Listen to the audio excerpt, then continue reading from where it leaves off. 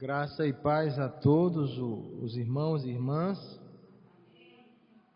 Um prazer para nós, sempre que o Senhor nos dá da sua graça e nos dá a oportunidade, nós aceitamos o convite sempre com alegria. Não porque é uma igreja presbiteriana, mas também porque é uma igreja presbiteriana, mas também quando pregamos em outras igrejas, nós também nos alegramos com os irmãos. Eu sei que os irmãos passaram todo esse mês reunidos em cultos, em trabalhos, tiveram e ouviram diversas reflexões acerca da palavra de Deus, com temas voltados para o crescimento da família. A gente sabe que isso foi bom, isso é importante.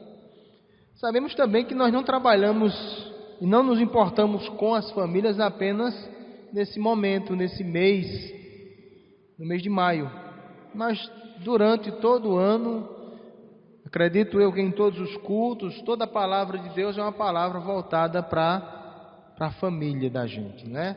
Para nós, para nossos filhos, para a família cristã como um todo. Eu gosto de andar acompanhado com a minha esposa sempre, mas hoje também estão lá reunidos, finalizando também esse momento. Eu já tinha agendado com outro pregador quando o Maxwell nos falou segunda-feira passada de virmos hoje. A gente tinha acertado de vir no dia 21, mas aí por uma questão de desencontro de data, o Senhor providenciou esse momento hoje para nós estarmos com os irmãos. E eu quero apenas apresentar a minha filha. Só vem eu e ela. Quando a mãe não pode vir, só vem eu e a Meriene, não é? Ela vem para me ajudar na estrada, mas ela termina não olhando para a estrada e eu que tenho que me virar. Irmãos, vamos abrir as nossas Bíblias, mesmo sentados. Você vai abrir a sua Bíblia no segundo livro de Crônicas. Segundo livro de Crônicas,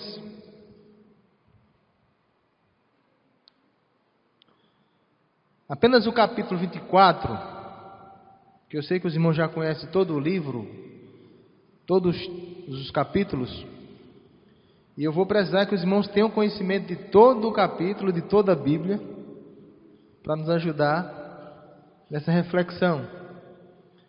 Então, apenas o capítulo 24...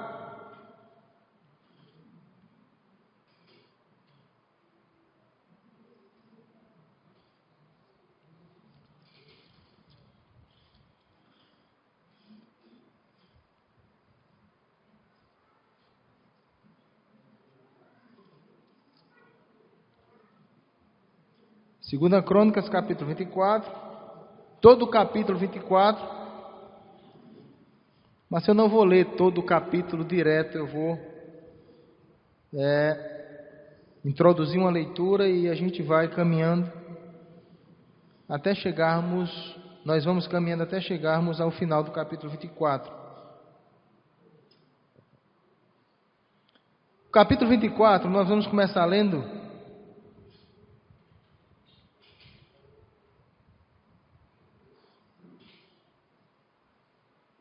os primeiros versículos. Diz assim: Tinha Joás 7 anos de idade quando começou a reinar, e 40 anos reinou em Jerusalém. Era o nome da sua mãe Zíbia de Berseba. Fez Joás o que era reto perante o Senhor todos os dias do sacerdote Joiada. Então a gente começa por aqui, depois a gente vai dando prosseguimento na nossa reflexão. Meus irmãos, acho que vocês já ouviram falar, já leram talvez, já tenham lido alguma coisa de um escritor americano, de um pastor chamado R.C. Sproul, não é? Nós temos muitas coisas publicadas pela nossa editora presbiteriana desse grande homem de Deus, desse varão, que escreve muito, contribui muito com a causa, com a obra do Senhor, não só nos Estados Unidos, mas no Brasil, quando os livros são traduzidos. E ele tem um testemunho como pai.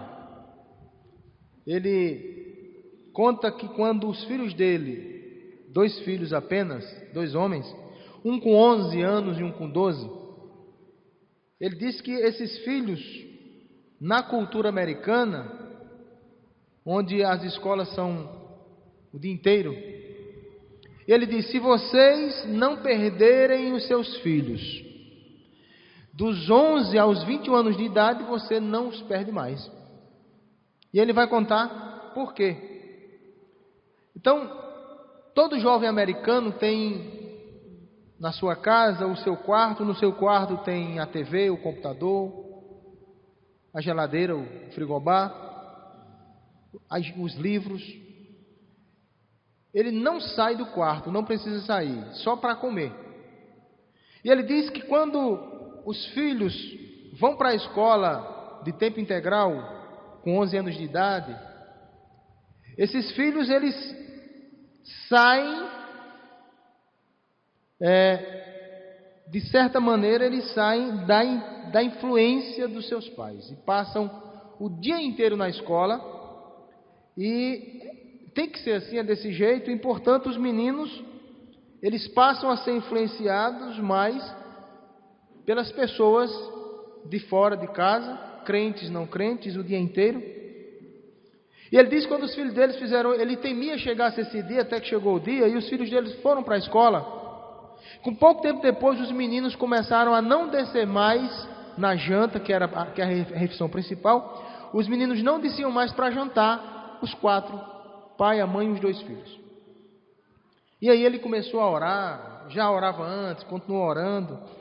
Deus, não permita que eu perca os meus filhos. E ele orou justamente os 10, entre 10 e 11 anos, que o menor e o maior, que era o tempo que eles terminavam os estudos. Então ele disse que os meninos começaram a se trancar no quarto. Chegavam da escola o dia inteiro, papai, mamãe, tchau, entrava no quarto. No outro dia saía cedo para a escola, à noite voltava para o quarto. Ficaram 11 anos, um ficou 11 anos, o outro ficou 10 anos dentro do quarto. Tinha que levar comida toda noite, lá eles comiam, não é? E não saíam mais para nada. Tinha banheiro, tinha tudo. E ele com a esposa oraram muito, muito, muito, muito mesmo. 10 anos depois, o menino abre a porta do quarto, determinada noite, senta na mesa para jantar. Ele e a mulher já ficaram felizes. O outro desceu também. E aí ele disse e agradeceu, disse: Senhor, já sei que eu não vou perder mais meus filhos. E portanto ele vai dizer, se você, lá nos Estados Unidos, né? Naquela cultura, se você não perder seus filhos dos 10 aos 21 anos, possivelmente você não perde mais. Meus irmãos, a gente tem todo um trabalho, como igreja, como família, os pais que já são confessionais, crendo na palavra, crendo nas escrituras, nós oramos a Deus para que nossos filhos sejam eleitos, sejam salvos, escolhidos, mas isso não anula a nossa parcela de trabalho, de contribuição, não é? Todavia, todo o nosso cuidado, todo o nosso esforço, ele não anula, não é? Melhor, todo o nosso esforço como pai, como mãe, como igreja, como família, não torna, palavra que fugiu da minha mente agora, não garante completamente a salvação de uma pessoa. O texto que nós lemos, que é o texto de 2 Crônicas, capítulo 24, você tem aí na sua Bíblia, não é? É um texto que fala sobre uma pessoa chamada Joás. E quando nós pensamos em Joás e pensamos nisso que nós acabamos de falar, não é? nós lembramos que a Bíblia ela tem vários relatos de pessoas que foram cuidadas dos pais, ensinadas pelos pais, a família teve um mau cuidado, mas que com o tempo essa pessoa ela vacilou, digamos assim. Nós podemos lembrar de Sansão, não é? Que em um determinado momento da sua vida, Sansão começou a desviar-se. Interessante que a palavra Sansão do hebraico tem o significado de sol, pequeno sol. Mas Sansão, por um determinado momento da sua vida, ele começa, de certa forma, a andar pela sombra. Ele começa a se tornar uma pessoa desobediente, inclusive, ao próprio Deus. Casou com quem não devia, se envolveu com quem não era para se envolver, não é? Mas, ao final, no último momento de sua vida, ele pede graça a Deus. Ele era um juiz escolhido por Deus para julgar, e ele pede a Deus para que naquele último momento da sua vida, mesmo a perder, a prejuízo da sua própria vida, ele pede para se vingar. E ele não comete um suicídio, porque um suicídio seria se ele matasse apenas a ele, se ele derrubasse as colunas apenas e com a única finalidade de cair sobre ele. Mas ele derruba as colunas no intuito de derrubar as colunas sobre todos aqueles povos filisteus idólatras que estavam adorando aquele Deus. E aí, evidentemente, ele morreu. Mas lá na galeria daqueles grandes homens de Deus, em Hebreus capítulo 11, o nome de Sansão aparece. Agora nós temos Saul, um homem que foi escolhido por Deus para ser rei de Israel, não é? E que ele, em determinado momento da vida dele, ele começou também a viver em desobediência, a usurpar atributos que não era dele. E aí sim, a Bíblia diz que Saul, ele suicida-se de fato, não é? A Bíblia fala de Salomão, aquele homem de Deus, não é? Que a princípio pede sabedoria a Deus para governar o povo de Deus, mas em determinado momento da vida de Salomão ele começa a andar por caminhos errados, começa a querer agradar as suas tantas esposas, começa a fazer altares para os deuses dessas esposas, termina, né, sofrendo graves consequências, mas ao final da vida ele escreve um livro para que as pessoas nunca façam o que ele fez, que é justamente o livro de Eclesiastes. Depois de Salomão, Salomão teve Roboão. Roboão divide com a sua vida, com a sua prática, desprezando o exemplo de seu pai. Roboão, ele divide de forma definitiva as tribos de Israel. E aí, quando nós olhamos para esses pequenos relatos, e temos muitos outros relatos, a gente percebe que cada um de nós, nossos filhos, nossas famílias, nós temos influências de todos os lados. Nós temos influência de fora, no trabalho, na escola, nós temos influência na igreja, temos influência na família, temos influência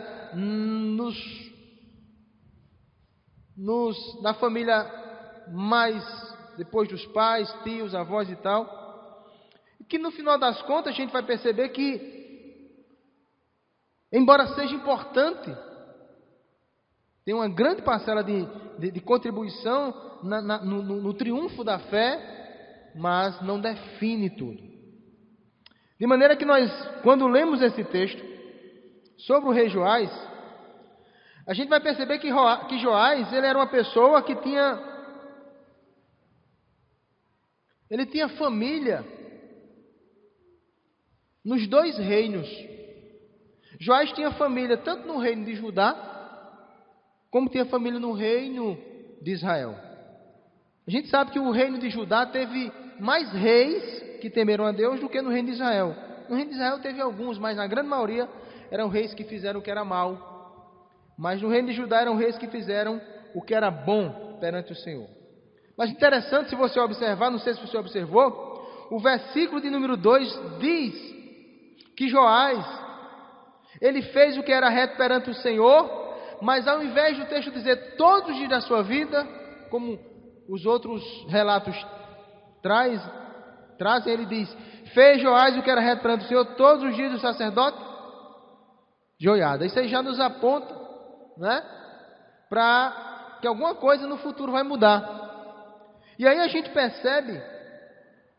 vai percebendo aqui com a leitura do texto, que Joás, não é, ele, apesar de ter uma boa herança familiar, essa herança familiar, ela não decidiu, ela não definiu, não é, a família de Joás, a maior parte, a família de Judá, a parte melhor, a parte que mais temia a Deus, que era mais crente, essa parte não conseguiu definir a firmeza, a fé desse homem. Para a gente ter uma ideia, Joás, ele era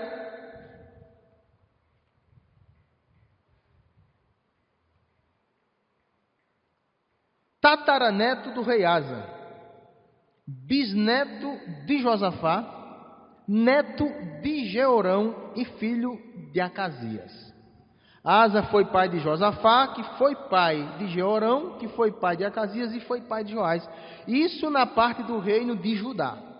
Tá? O reino de Judá, ele teve essas três pessoas, tirando Acasias, mas ele teve, não é, o rei Asa e Josafá, que foram pessoas fantásticas. Pode olhar a reforma do rei Josias, não é? As reformas de Asa, foram homens que temeram a Deus durante toda a sua vida. Tataravô, não é? E bisavô, pessoas de Deus, homens de Deus. Quanto ao reino de Israel, ele teve ele foi tataraneto de Onri, bisneto de Acabe e Jezabel e neto de Atalia. Na verdade, nenhum desses prestava. Onri era pai de Acabe, que era pai que casou com Jezabel, que era pai de Atalia, que Atalia, juntamente com Jorão, tiveram como filho Acasias, e Acasias era pai de Joás. Essa mistura toda talvez vocês não entendam, mas eu quero apenas que fique claro que Joás, ele era dessas duas linhagens, dessas duas famílias de crentes e famílias de não crentes. E essa família toda de Judá, essa família de crente, avós crentes, tataravós crentes, não definiu, não é, quem Joás seria. Se seria um servo fiel, se seria um homem de Deus fiel. A gente vai perceber que essa herança familiar, ela não conseguiu definir a pessoa, o crente que Joás, na verdade, deveria ser. Se você observar aí, no livro de 2 Crônicas, capítulo 4, vamos voltar um pouco, capítulo 14, voltando um pouco, 2 Crônicas, capítulo 14, versículo 2, para que a gente possa ter ideia da boa influência que Joás teve. Olha aí, 2 Crônicas 14, versículo 2, Asa fez o que era bom e reto perante o Senhor, seu Deus. Veja comigo, 2 Crônicas, capítulo 17, versículo 3, para você ter uma ideia. O Senhor era com Josafá, porque andou nos primeiros caminhos de Davi seu pai, e não procurou a Baalins. Só para a gente ter um exemplo, não é? Esses reis que nós acabamos de citar aqui, eles fizeram coisas tremendas. Asa, por exemplo, Asa congregou o povo, restaurou o sacrifício do Senhor, renovou a aliança com Deus, tirou todas as abominações e imagens de escultura que havia naquela época. Quando Asa chega ao poder, Israel está completamente desviado, altares, deuses estranhos, Baalins por todo canto. Asa vem e tira tudo, diz, não, aqui é para adorar somente a Deus. A mesma coisa fez o rei Josafá. Josafá fez tudo o que era reto perante o Senhor. Fez a mesma reforma, desmanchou tudo o que era ruim, tudo que era feio. E aí, na verdade, foi um homem de Deus. Mas quando nós pensamos nisso, por exemplo, quando nós pensamos em 2 Crônicas capítulo 22, você pode abrir aí agora, 2 Crônicas capítulo 22, versículo 3. Olha o que acontece. Capítulo 22, versículo de número 3. Era Acasias de 22 anos de idade quando começou a reinar, e reinou 1 ano em Jerusalém. Versículo 2 eu falei. Versículo 3. Sua mãe, filha de Onri, chamava-se Atalia. Ela também andou nos caminhos da casa de Acabe, porque sua mãe era quem o aconselhava a proceder iniquamente. Nós sabemos, quem conhece a Bíblia, que Acabe e Jezabel foram reis terríveis, não é? Foram pessoas diabólicas. Na verdade, Acabe não tem nada a ver com unha pintada, anel, cabelo, brinco. Não tem nada a ver, não é? Quando os cachorros, quando ela é jogada de cima, lá de cima, e ela cai, os cachorros comem, só deixa as unhas, porque o cachorro vai comer os anéis, O cachorro não vai comer os anéis. Então, encontram apenas as mãos dela, pintar as unhas pintadas com anel e tal. As pessoas hoje dizem: olha, filha de Jezabel, porque usa batom, e não tem nada a ver, não é? Na verdade, esse rei Joás, esse homem Joás, ele teve toda uma influência boa de um lado e teve toda uma influência má do outro lado. Do rei de Judá foram pessoas boas, do reino de Israel não. Mas ao invés dele seguir a casa dos seus pais do reino de Judá, ao invés dele receber essa herança familiar positiva, digamos assim, boa, não é? De boa influência, onde eles eram fiéis, adoravam a Deus, detestavam as idolatrias e tudo mais, o que é que ele fez? A sua avó Atalia, não é? A sua avó Atalia, ela aconselhava ele no que era mal. Eu pergunto, será que as outras do outro lado não aconselhavam o que era bom? Aconselhava sim, evidentemente que sim, não é?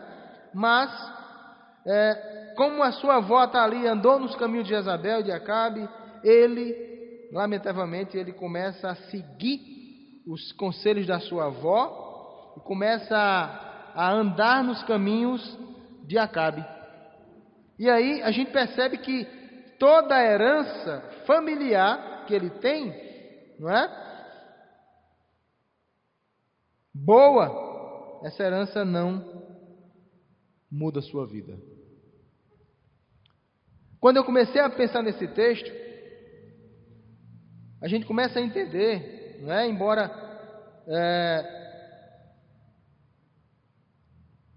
a salvação é individual, a salvação é pessoal, a gente quer que toda a nossa família seja crente, seja salva, mas a gente tem que entender, não é, que cada um individualmente é responsável, não é? É responsável por responder ao chamado interno do Espírito Santo, é responsável pessoalmente em perseverar na fé, no bom testemunho, e que a salvação ela é exclusivamente pessoal. A gente não deve nunca perder a esperança, nunca deixar de orar, nunca deixar de interceder por nossos filhos, mas entender que a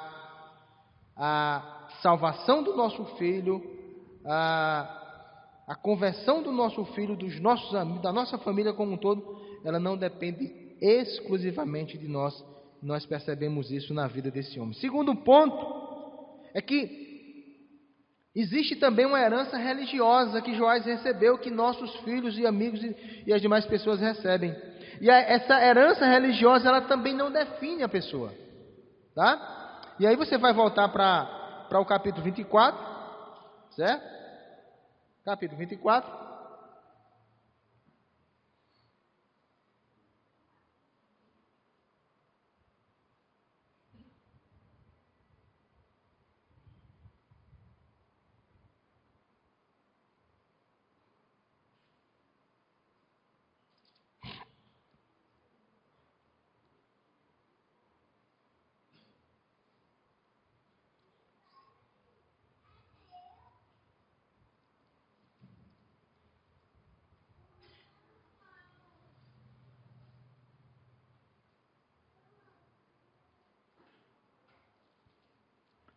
No capítulo 22, no capítulo 23, quando o rei Acasias morre, a sua avó Atalia, ela tenta matar todos os netos.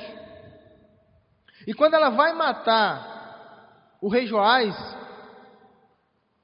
Alguém pega o rei Joás e esconde. Então essa senhora Atalia, não é? Ela mata todos os netos e só não mata justamente Joás. Joás é o sumo sacerdote, é uma pessoa tremenda, uma pessoa maravilhosa, um homem de Deus. Então esse Joiada, ele pega o menino e esconde em casa. E aí no capítulo 24, quando a gente começa a ler, Joás já está com 7 anos. Atalia já foi morta, todas aquelas pessoas já foram mortas, e o versículo 24 diz: tinha Joás 7 anos de idade quando começou a reinar, e 40 anos reinou em Jerusalém. No versículo de número 4, diz assim: 3. Tomou-lhe Joiada 2 mulheres e gerou filhos e filhas. Depois disso resolveu Joás restaurar a casa do Senhor. Reuniu os sacerdotes e os levitas e lhes disse: saí pelas cidades de Judá e levantai dinheiro de todo Israel para reparardes a casa do vosso Deus de ano em ano, e vos apressai-vos nisto. Porém os levitas não se apressaram. Mandou o rei chamar Joiada, o chefe, e lhe perguntou: por que não requerestes dos levitas que trouxessem de Judá e de Jerusalém impostos, que Moisés, servo do Senhor, pôs sobre a congregação de Israel para a tenda do testemunho? E aí, quando a gente vai continuando a ler o texto, a gente vai perceber que o sacerdote Joiada, ele faz um acordo, ele faz uma aliança. Ele junta as pessoas, junta todo mundo, e para que todo mundo possa ajudar esse jovem rei, para que possa ajudar a Joás. Então Joiada faz de tudo. Joiada é um homem de Deus, um homem sério, um homem honesto, e ele vai ser o braço direito do rei Joás, vai fazer de tudo para que as pessoas possam, não é, trabalhar e ajudar esse novo rei. E enquanto Joiada está vivo, enquanto Joiada está ajudando a Joás, enquanto Joiada está sendo útil ao rei Joás, o rei Joás está bem, está temendo a Deus, não tem idolatria, não tem balins, não é? Não tem nada contrário à vontade e à lei de Deus, de maneira que o versículo 2 diz que fez Joás o que era reto perante o Senhor todos os dias da vida dos dias do sacerdote Joiada. Então Joiada foi uma grande influência, não é? Então podemos dizer que Joás teve uma herança, uma influência religiosa, uma herança religiosa muito grande na sua vida, que foi justamente essa pessoa desse homem Joiada. Joiada, todavia, ele chega a um determinado momento da sua vida, ele morre, não é? Se nós observarmos aí, no versículo de número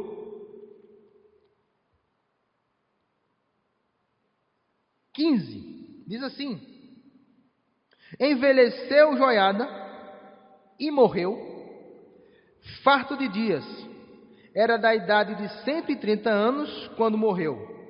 Agora no versículo 17 diz: depois da morte de Joiada, vieram os príncipes de Judá e se prostraram perante o rei, e o rei os ouviu. O que aconteceu depois que Joiada morre? Diz aqui o versículo 18: deixaram a casa do Senhor, Deus de seus pais, e serviram os postes ídolos e aos ídolos, e por esta sua culpa veio grande ira sobre Judá e Jerusalém. Só bastou o sacerdote Joiada fechar os olhos. Joiada cria esse menino desde novinho, não é? Quando esse menino faz 7 anos, Joiada coloca ele como rei, coroa ele. E as pessoas não querem obedecer, os levitas não querem tocar, e as pessoas não querem, né, dar as mãos e ajudar, e o sacerdote vai e consegue, né, um acordo, e consegue fazer com que todo mundo possa falar do mesmo jeito, pensar do mesmo jeito, que é uma bênção. Então tudo é uma bênção. Mas meus irmãos, quando esse homem morre, Joás já deixa tudo para lá, já deixa Deus de lado, né? Já deixa os mais velhos, os conselhos dos mais velhos, ele já não quer mais saber. Agora ele já dá ouvido aos conselhos dos mais jovens, como Roboão fez. Não sei se vocês lembram, quando Roboão, não é? Ele começa a aceitar os conselhos dos mais jovens e esquece os mais velhos que aconselhavam seu pai. E aí, não desmerecendo os mais jovens, evidentemente, mas os conselhos dos mais velhos na época de Salomão era melhor. e nessa época também os conselhos dos mais velhos eram melhor, e aí esse homem aqui começa a seguir o conselho das pessoas mais novas, começa a trazer a idolatria de volta, começa a trazer as práticas erradas de volta, os ídolos de volta, e aí o que acontece? A ira de Deus recai sobre Judá e sobre Jerusalém. O que eu quero mostrar com isso é que Joás, ele tinha uma família, tanto o reino de Judá como o reino de Israel. O reino de Judá era um reino mais abençoado, de pessoas mais crentes, e o reino de Israel de pessoas mais incrédulas, mas esse homem não recebeu essa influência boa, recebeu a influência má. Depois ele tem a influência de um homem de Deus, de um sacerdote de Deus, não é? De Joiada, desde criança, o criou, o salvou, tirou da morte, não deixou que a avó o matasse, cria esse menino, ele era legítimo, ele era realmente de descendência legítima, e ele é coroado de forma legítima. Enquanto esse homem é vivo, Joás anda retamente. Quando Joiada morre, Joás se desvia, ou seja, por mais que a pessoa tenha uma boa herança religiosa, a pessoa ainda corre o risco, não é, de não viver de forma agradável a Deus. O que nós desejamos como pais é o quê? E como amigos e como igreja, quando a gente serve a Deus e trabalha, tudo que a igreja faz é em prol de que o povo de Deus seja abençoado, de que as pessoas sejam mais firmes, de que as pessoas tenham mais compromisso, não é? De que todo mundo caminhe bem. E nós temos então influências de família, temos influência da igreja, não é? Todavia, a gente percebe que na vida desse homem aqui, isso não aconteceu. Quando a gente lê esse capítulo 24, o versículo 19 agora a gente vai ler, a gente vai perceber que, na verdade, o que define uma pessoa como serva fiel a Deus, não é? Não é a família, não é completamente a igreja, mas é o próprio Deus. Versículo 19 diz: porém o Senhor lhes enviou profetas para os reconduzir a si. Estes profetas testemunharam contra eles, mas eles não deram ouvidos. O 20, já estamos quase lá, tá? O 20. O Espírito de Deus se apoderou de Zacarias, filho do sacerdote Joiada, o qual se pôs em pé diante do povo e lhe disse: assim diz Deus, porque transgredis os mandamentos do Senhor, de modo que não prosperais, porque deixaste o Senhor, porque deixaste, o Senhor também vos deixará.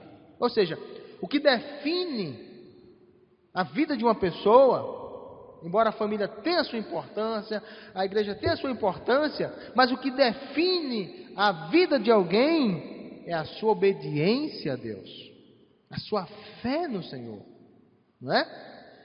A gente precisa da família, a gente precisa da igreja, mas a gente não pode esquecer que acima de Deus e da igreja, acima da família e da igreja, nós temos o Senhor. Porque se a gente pensar que apenas a família e apenas a igreja que define tudo, a gente vai entrar na contradição. Por quê? Porque a gente tem famílias. A gente tem na nossa família pessoas que são crentes e pessoas que não são. Qual a família que é 100% na igreja? Meu pai e minha mãe são da igreja. Meus avós, por parte de pai, são? Não. Meus avós, por parte de mãe, são? Minhas tias. E a gente vai perceber que a nossa família, a gente não tem uma família completamente na igreja. Os vivos que estão vivos. Quando a gente pensa também que a igreja não define, é porque há uma pluralidade de igreja muito grande. Há uma diversidade muito grande, há uma diferença muito grande. Há igrejas que primam pela verdade santa da palavra de Deus e há igreja que não prima. Aí vai depender dos que ensinam, vai depender dos que pregam. Então a gente percebe que tem igrejas boas que se preocupam com a família, com o ensino correto da Bíblia, e igrejas que não. Então a gente não pode, graças a Deus, achar que essas coisas definem, mas Deus define, é Deus quem define. Então o sacerdote Zacarias, que substituiu o seu pai, né, que foi uma bênção na vida dele, olha que coisa, o seu pai, que a vida de Joás ela dependeu completamente, primeiramente de Deus, depois do pai, agora o filho vem aconselhar, né, ao rei, e o que é que o rei vai fazer? Versículo 21. Conspiraram contra ele, contra Zacarias, e o apedrejaram, por mandado do rei, no pátio da casa do Senhor. Aí você vai lá para Hebreus, você vai ver aqueles que morreram apedrejados. Zacarias. Versículo 22. O rei Joás não se lembrou da beneficência que Joiada, pai de Zacarias, lhe fizera, porém matou-lhe o filho. Este, ao expirar, disse: o Senhor o verá e o retribuirá. Meus irmãos, quando a gente pensa que Joás, depois de tudo agora, ele vai se arrepender, é o contrário. Ele não se arrepende. Ele não se arrepende porque ele não tem temor de Deus. Porque matar um sacerdote dentro da igreja, meus irmãos, é algo muito complicado, não é? Matou o sacerdote no pátio, está aqui, no pátio da casa do Senhor, ou seja, dentro da casa do Senhor. Porque o pátio também fazia parte da casa do Senhor. Tinha o pátio, né? Tinha o lugar santo e tinha o santo dos santos. Esses três lugares era a casa do Senhor. Não era só o santo dos santos, onde o sumo sacerdote entrava, mas o santo dos santos, o lugar santo e o pátio era tudo a casa de Deus, né? Por isso que Jesus lá fora, quando vem aquele pessoal vendendo e comprando no pátio da casa do Senhor, Jesus bota todo mundo para fora, porque ali é um lugar santo. E vocês estão fazendo da casa do meu pai lugar de ladrões, de salteadores. Então é na casa de Deus que Zacarias é assassinado. E aí a gente percebe que apenas e somente, não é, o temor a Deus é que define a vida fiel e reta de uma pessoa. Como o rei Joás, ele não se endireita, como o rei Joás, ele não se arrepende, não é? A gente percebe que o juízo de Deus, ele chega sobre ele.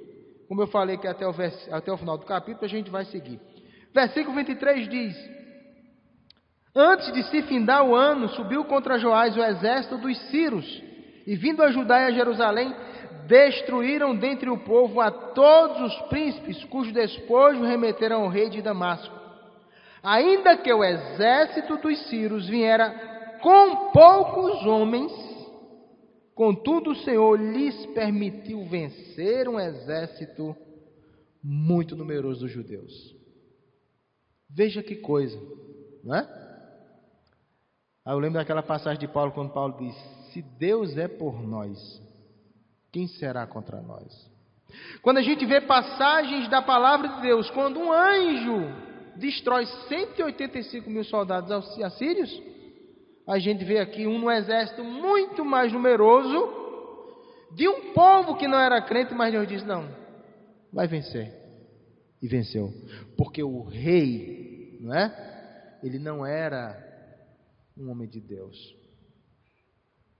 Ele não recebeu a herança da família, da sua família, da parte que era de Deus. Ele não recebeu a herança religiosa de Joiada, que o criou, que o salvou e que era um homem de Deus.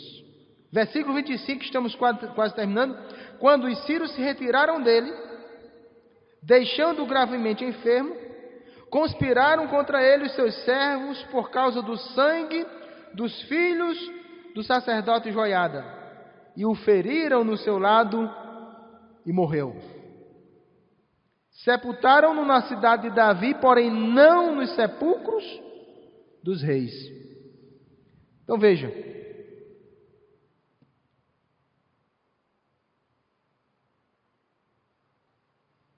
quem define a nossa vida? Precisamos continuar orando pelas famílias, reunidos em família, fazendo esses trabalhos voltados para a família, para que Deus abençoe as famílias. mas não podemos imaginar jamais. Para que não nos sintamos falhos depois e venhamos a dizer: Senhor, me perdoa porque eu falhei com meu filho ou com minha filha, porque possivelmente você não tenha falhado. Porque possivelmente a igreja não tenha falhado. Porque não depende exclusivamente da família ou da igreja a salvação de ninguém. Depende tão somente e exclusivamente do próprio Deus. Quando eu falei de Sproul, eu falei porque eu achei fantástico o testemunho daquele homem, falando como pai, pastor experiente, pastor há décadas, não é? Mas quando viu seus filhos indo para a escola o dia inteiro, deixando de jantar com a família, ele disse que tremeu na base. Disse: meu Deus, vou perder meus filhos. E passa 10 anos orando e jejuando por esses meninos. Ensinou bem, ensinou muito, até os 11 anos de idade ele ensinou, fez tudo pelos filhos. Mas chega um momento que a gente não pode mais, né? Ficar com o menininho em casa, no colinho do papai, não é? No colinho da mamãe. Os meninos têm que ir estudar, têm que ir para a escola, têm que trabalhar também, tem que encontrar outras pessoas, conhecer outras pessoas, pessoas ruins, pessoas boas, pessoas crentes, pessoas não crentes. Ou seja, o mundo está cheio, tem todo tipo, mas aí a gente precisa confiar no nosso Deus. Nós precisamos confiar no nosso Deus, que o nosso Deus é um Deus salvador, é um Deus, não é, que é bondoso, que é misericordioso. Que o Senhor nos abençoe nessa noite, abençoe os irmãos. Eu estou muito cansado, a cabeça está um pouco lenta, não é? Mas graças a Deus essa foi a palavra que Deus trouxe para a nossa reflexão, não é? Que o Senhor abençoe.